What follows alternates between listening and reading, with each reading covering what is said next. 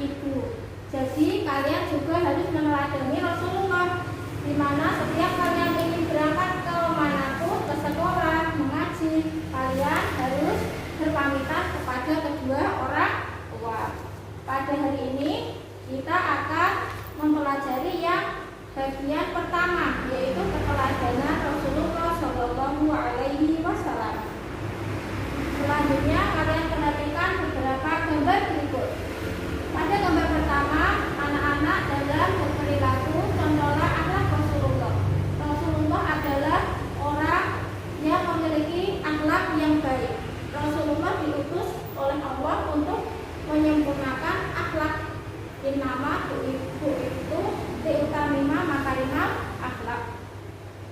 Yang kedua yaitu ini tadi seperti gambar yang tadi, Siti sebelum melakukan berangkat ke sekolah dia selalu berpamitan kepada ibunya.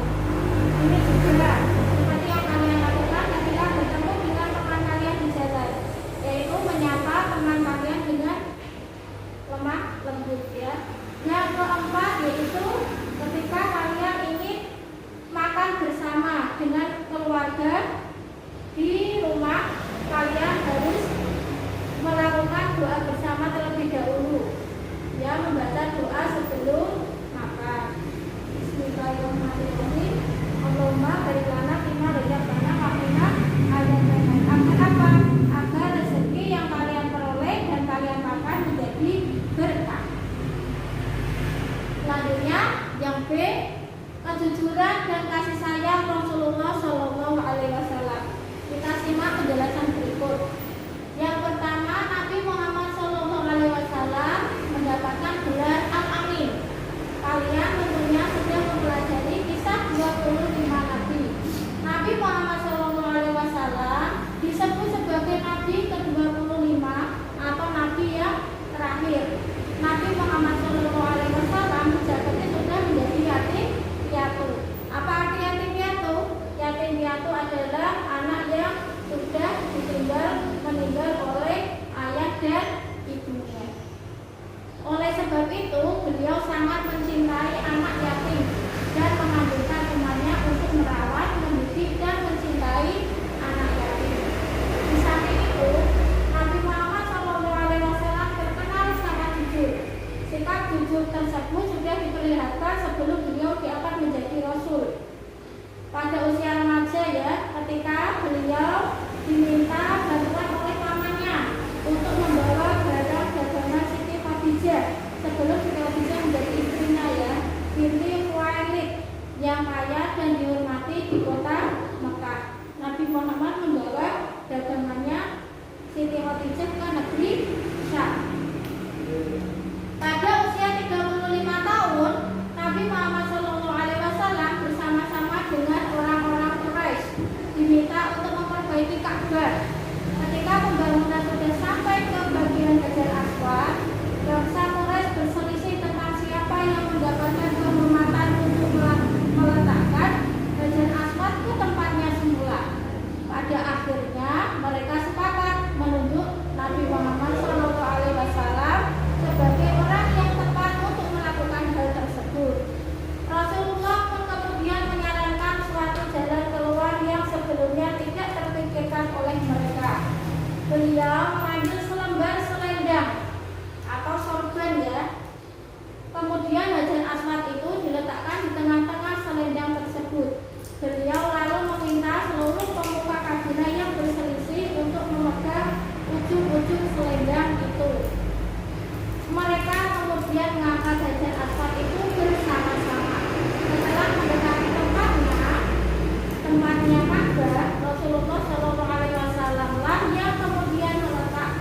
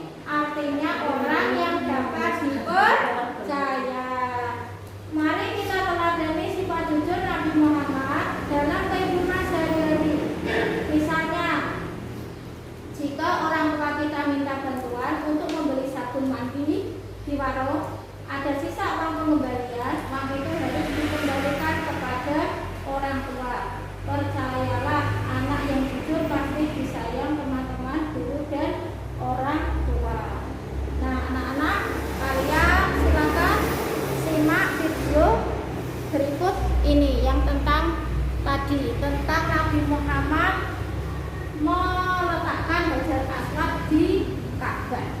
Ini videonya. Kisah Nabi Muhammad Sallallahu Alaihi Wasallam, renovasi Ka'bah.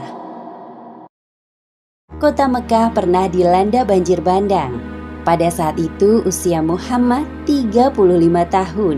Ka'bah yang merupakan bangunan suci di Mekah turut terendam air bah. Bencana tersebut menyebabkan kerusakan parah pada dinding Ka'bah. Akhirnya terjadi kesepakatan untuk merenovasi Ka'bah. Sedangkan Muhammad berperan besar dalam peletakan Hajar Aswad. Muhammad dan Khadijah hidup dengan pergaulan yang baik dalam balutan kasih sayang. Setelah menikah dengan Khadijah, orang-orang Mekah semakin menghormati Muhammad. Namun tidak ada yang berubah. Beliau tetap rendah hati, suka menolong, tidak pernah menunjukkan kemarahan. Berbicara sedikit, dan apabila bergurau yang dikatakannya hanya kebenaran. Hal itulah yang membuat orang-orang di sekitarnya merasa senang sekaligus segan terhadap Muhammad. Tepatnya 5 tahun sebelum peristiwa kenabian, terjadi peristiwa langka di Mekah. Awan berwarna hitam tiba-tiba menumpahkan beban berat yang dikandungnya. Bukit-bukit di sekitar Mekah mengalirkan air hujan ke kota yang berada tepat di bawahnya. Tidak hanya rumah penduduk kota Mekah yang rusak akibat banjir, bangunan suci Ka'bah pun ikut terendam banjir. Beberapa pembesar Quraisy berdebat mengenai perbaikan Ka'bah. Muncul rasa khawatir ketika mengenang peristiwa penyerangan Ka'bah oleh pasukan Raja Abraha. Kita tidak bisa tinggal diam melihat bangunan suci kota ini terendam banjir. Tapi aku takut jika pemilik Ka'bah marah kepada kita, seperti peristiwa naas yang menimpa Abraha dan pasukannya. Wahai saudaraku, tujuan utama kita adalah memperbaiki Ka'bah, bukan untuk menghancurkannya seperti yang dilakukan Abraha kala itu. Ya, benar apa yang engkau katakan. Bangunan Ka'bah harus segera diperbaiki. Sebaiknya kita segera mencari orang yang mampu bertanggung jawab atas perbaikan tersebut. Beberapa saat setelah diskusi dilakukan, diputuskan bahwa Walid bin Mughirah yang akan bertanggung jawab. Mereka meminta untuk meninggikan bangunan Ka'bah yang tingginya 9 hasta sejak pembangunan di masa Nabi Ismail. Kami ingin bangunan Ka'bah ditinggikan dan diberi atap agar tidak ada pencuri yang datang mengambil barang-barang berharga di dalamnya. Selain itu, kami tidak menerima bantuan bahan-bahan bangunan untuk perbaikan Ka'bah dari dana yang kotor, seperti hasil pelacuran, keuntungan dari sistem riba, maupun perampasan harta. Semoga engkau teliti sebelum menggunakannya. Baik, akan aku laksanakan sesuai perintah kalian. Walid menyanggupi permintaan para pembesar Mekah dan mulai menyusun rencana renovasi Ka'bah.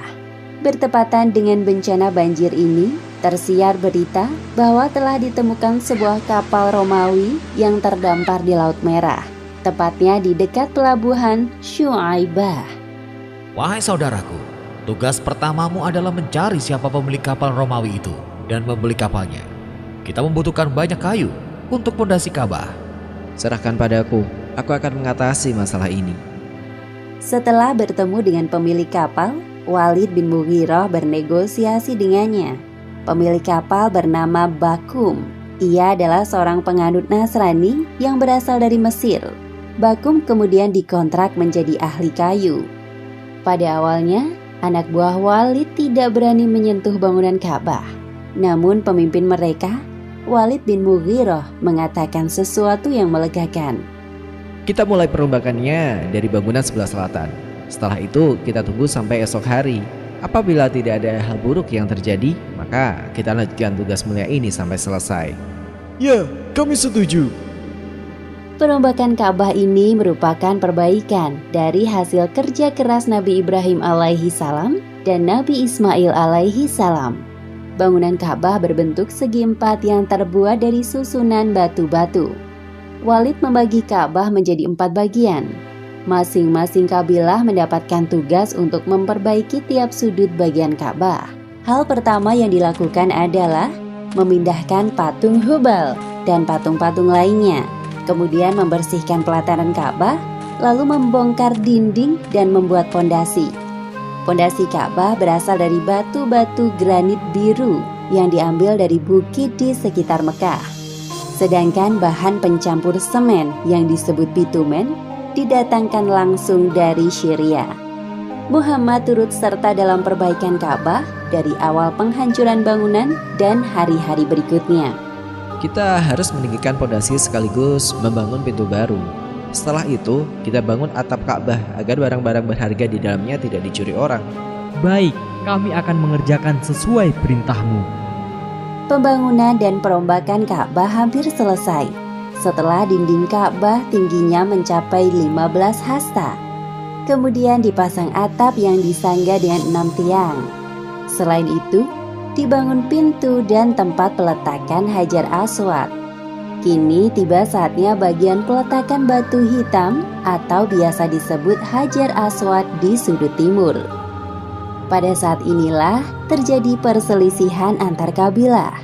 Masing-masing kabilah merasa lebih berhak meletakkan Hajar Aswad pada tempatnya semula dibanding kabilah lainnya. Perselisihan ini terjadi hingga 4 hari tanpa ada keputusan.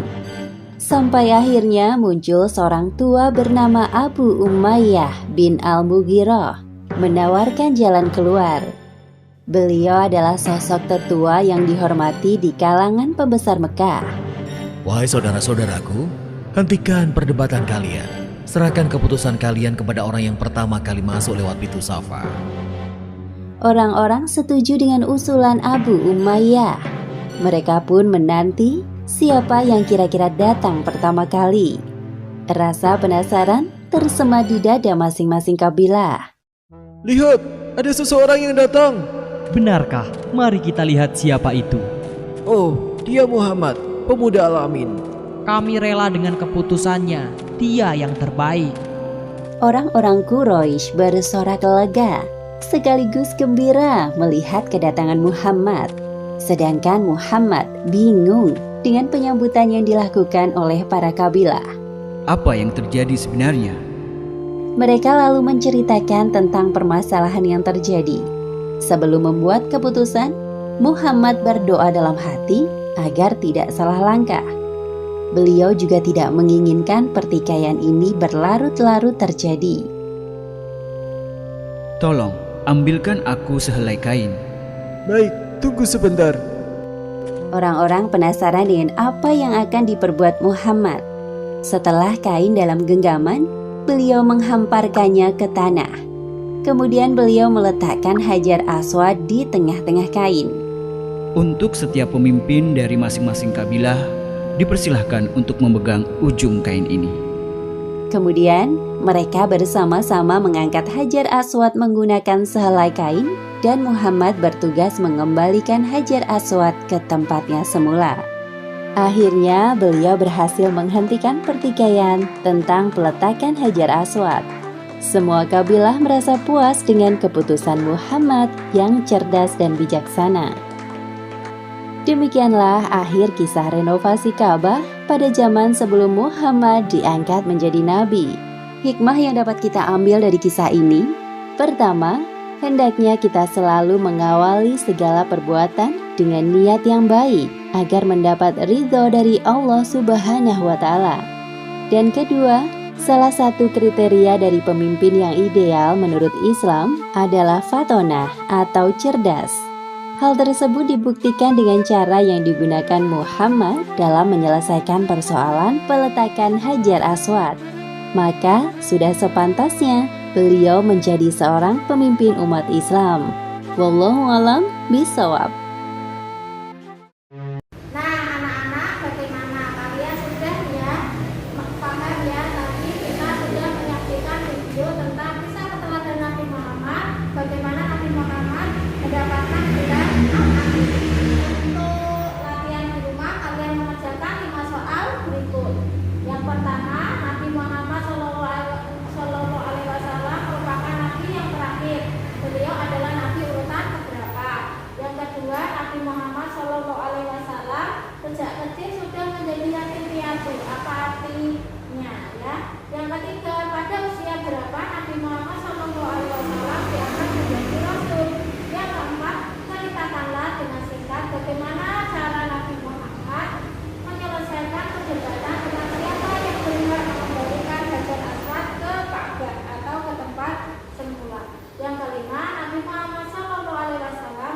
mendapat gelar Al-Amin. Apa artinya?